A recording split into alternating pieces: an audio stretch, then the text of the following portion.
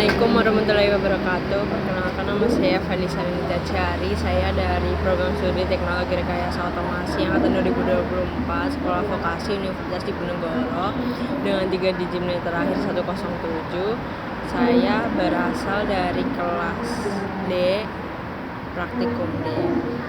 Di sini saya akan mempresentasikan hasil kerja dari kelompok saya, yaitu kelompok 3 dengan judul Automatic Control System.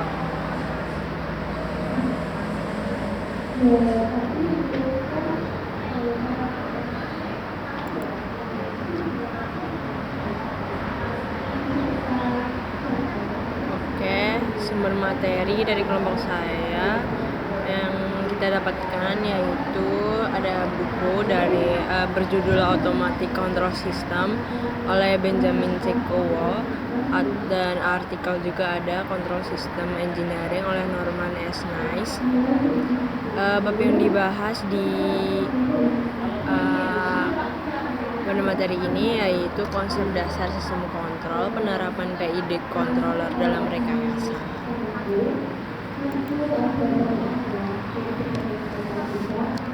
Oke, next. Apa sih sistem kontrol itu? Sistem kontrol adalah rangkaian perangkat atau algoritma yang berfungsi untuk menjaga suatu proses agar berjalan sesuai tujuan yang ditetapkan. Sistem ini bekerja dengan cara memproses sinyal masukan dan mengaturnya sehingga keluaran mengikuti nilai yang diinginkan, baik secara manual maupun otomatis.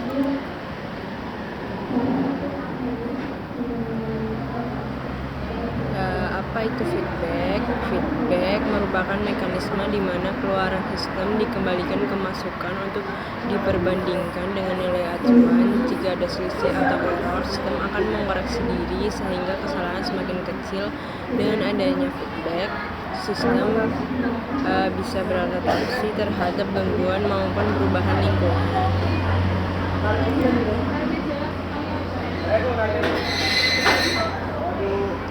Apa itu PID controller? PID controller adalah algoritma pengendalian yang menggunakan 3 komponen utama. Komponen proporsional atau P mempercepat respons sistem berdasarkan besar error saat itu. Integral atau I memperbaiki kesalahan yang menumpuk dari waktu ke waktu. Dan derivatif atau D merespon berdasarkan laju perubahan error agar sistem lebih stabil. Ketiganya bila dipadukan menghasilkan kendali yang halus, cepat, dan presisi. Lanjut, tujuan dari sistem kontrol itu apa sih? Tujuan utama kontrol adalah memastikan suatu sistem atau proses berjalan sesuai target atau rujukan atau set point yang sudah ditentukan meskipun ada gangguan.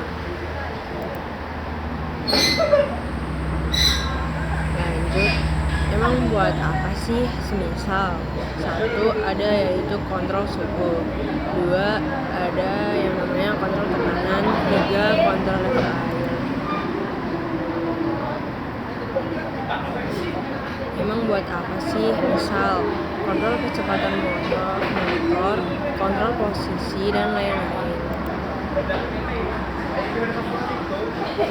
Komponen utama sistem kontrol ada set point, sensor atau alat ukur, controller, dan aktuator.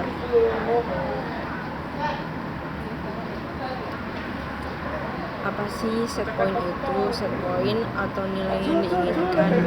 Ini target yang harus dicapai sistem. Contoh, suhu 25 derajat Celcius pada AC, kecepatan 100 km per jam pada mobil dengan cruise control.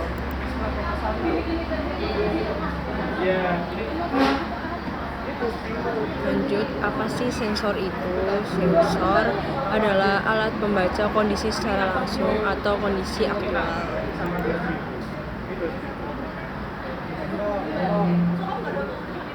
Apa sih controller itu? Otaknya sistem. Dia membandingkan set point dengan hasil pengukuran sensor, lalu menghitung error atau selisihnya. Setelah itu, controller memutuskan aksi koreksi. Contoh, PID, proporsional, integral, derivatif, sering dipakai di industri. Apa sih aktuator? Alat yang benar-benar mengubah kondisi sesuai perintah controller. Contoh, heater untuk menaikkan suhu, katup atau valve untuk mengatur aliran, motor untuk menggerakkan mekanisme.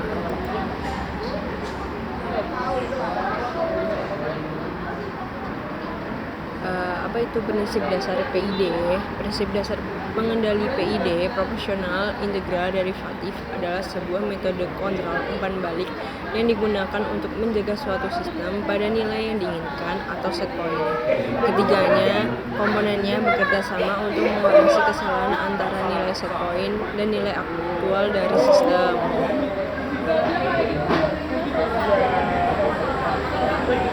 Selanjutnya, P proporsional.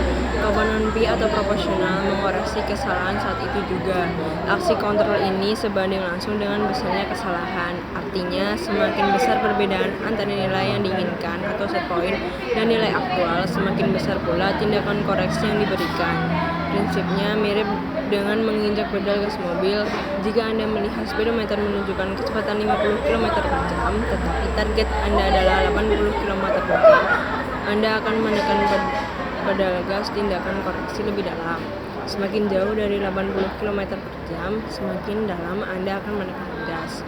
Namun, jika hanya menggunakan P, sistem bisa jadi tidak pernah mencapai target yang tepat dan selalu ada kesalahan error, sisa atau steady starter motor.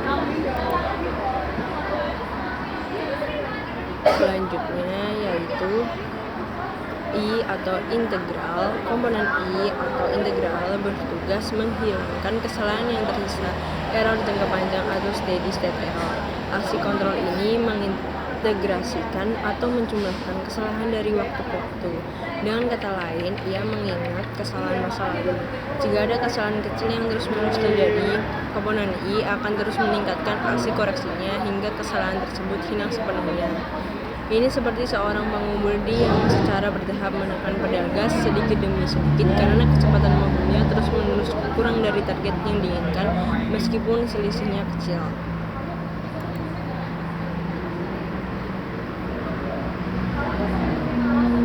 Selanjutnya ada D, yaitu derivatif.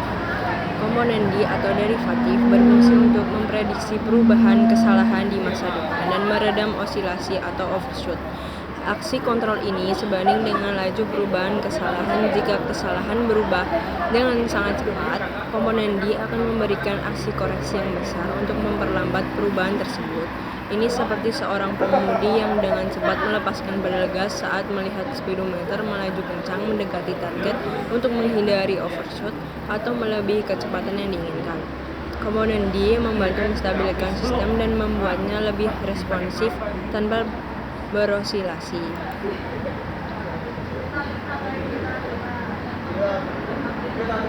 Selanjutnya, contoh PID pada kehidupan sehari-hari. Kontrol PID pada mesin cuci otomatis bekerja untuk menjaga kecepatan putaran motor atau RPM agar stabil dan akurat selama siklus pencucian dan pengeringan. Ini memastikan mesin bekerja secara efisien, tidak merusak pakaian, dan mengurangi kebisingan. Bagaimana PID bekerja pada mesin cuci? 1. Pengukuran atau input.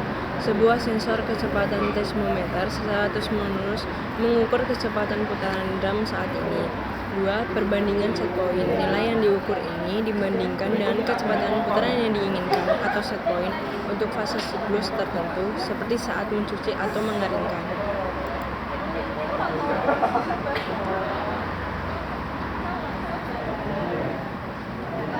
Yang ketiga adalah kalkulasi PID. P proporsional. Jika kecepatan drum jauh dari target, misalnya saat beban pakaian berat, komponen P akan segera meningkatkan daya motor untuk mempercepat putaran dan sebaliknya. I integral. Jika ada beban yang tidak seimbang di dalam drum yang menyebabkan kecepatan putaran terus-menerus sedikit lebih rendah dari target, komponen I akan secara bertahap menaikkan daya motor untuk menghilangkan selisih kecepatan kecil ini hingga drum berputar tepat pada kecepatan yang diinginkan. D derivatif. Saat mesin cuci tiba-tiba menghadapi hambatan yang membuat kecepatan bervariasi drastis, misalnya karena pakaian yang kusut, komponen D akan mendeteksi perubahan kecepatan yang cepat ini dan memberikan koreksi mendadak untuk meredam fluktuasi, menjaga putaran tetap stabil tanpa overshoot atau osilasi.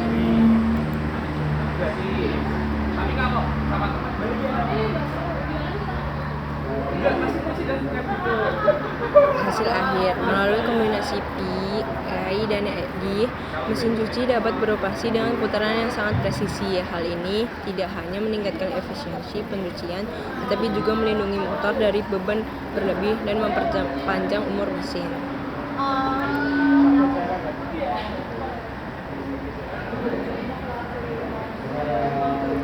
Kelebihan PID dalam kehidupan sehari-hari. Kontrol PID proporsional integral derivatif sangat efektif dan banyak digunakan dalam berbagai sistem, termasuk pada mesin cuci, karena beberapa alasan.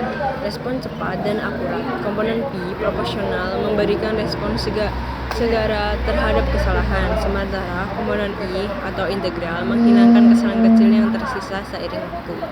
Ini memastikan kecepatan drum mencapai dan mempertahankan target dengan cepat dan akurat, bahkan saat ada perubahan beban. Stabilitas dan presisi. Komponen D derivatif membantu meredam fluktuasi mendadak dan mencegah overshoot atau kecepatan berlebih atau osilasi kecepatan yang naik turun.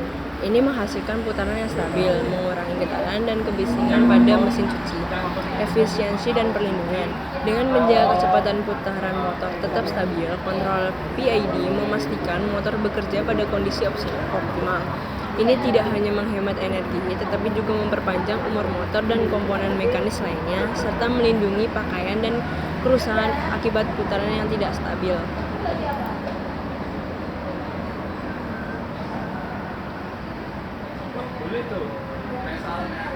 Meskipun kelebihannya banyak, kontrol PID juga memiliki beberapa keterbatasan, seperti penyetelan tuning yang kompleks. Menemukan nilai yang tepat untuk parameter PID bisa menjadi proses rumit dan memakan waktu.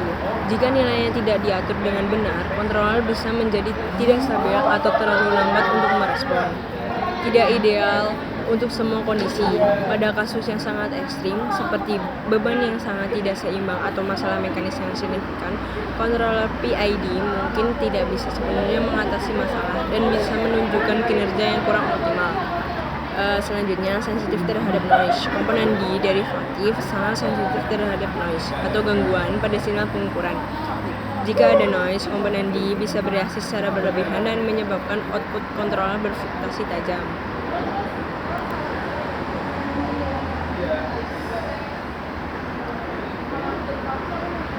Jadi, kesimpulannya yaitu sistem kontrol berfungsi untuk mengatur suatu sistem agar bekerja sesuai tujuan, seperti menjaga suhu atau kecepatan tetap stabil. Sistem ini menggunakan umpan balik atau feedback, yaitu data yang mengukur hasil aktual untuk membandingkannya dengan target yang diinginkan. Kesalahan atau error yang ditemukan kemudian dikoreksi oleh pengontrol atau controller. Salah satu pengontrol yang paling umum adalah PID, Proportional Integral Derivative Controller. Pengontrol PID bekerja dengan 3 cara. P merespon kesalahan saat ini, I menghilangkan kesalahan kecil yang tersisa seiring waktu, dan D mencegah fluktuasi mendadak. Dengan kombinasi ketiga komponen ini, PID memastikan sistem dapat beroperasi secara akurat, stabil, dan efisien.